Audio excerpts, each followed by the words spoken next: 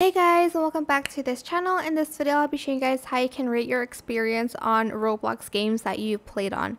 So you can only rate it if you've actually played that game. So if you haven't played it, you can't rate it. Here, I'll show you.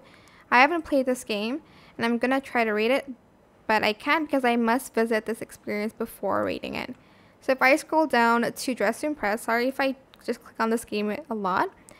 I like this game, so I'm just going to vote it up because I like the game. And again, if you did not like the game, I don't know. Maybe I don't really like guess drawing, I guess. And maybe you can vote it down to unvote. Just press it again.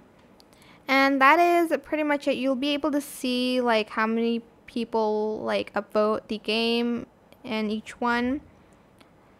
I think so far the games that I played, this one has the most one, but maybe because not many people play that game, I'm not sure, but this one has like 100k people who play that game. I think that's how it works. I'm not 100% sure, but that's how you can rate your experience on Roblox games.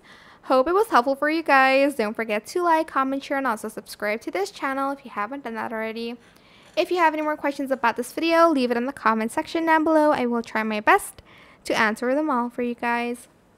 And if you found this video helpful, please click the thanks button as well. That is it. Thank you so much for watching. Bye.